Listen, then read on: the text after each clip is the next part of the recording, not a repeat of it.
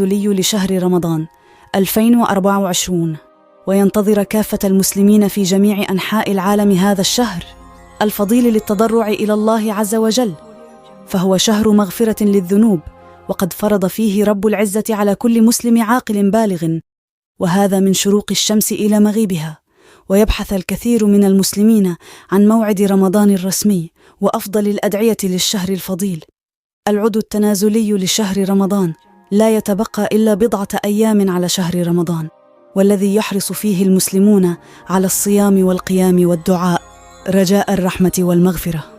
ومن المقرر أن تبدأ أول أيام شهر رمضان ويوافق يوم الاثنين الموافق 11 من شهر مارس، ويستمر شهر رمضان المبارك لمدة 30 يوما كاملات هذا العام، لينتهي في 10 من شهر أبريل، وتكون أول أيام عيد الفطر المبارك الأول من شوال 11 من أبريل.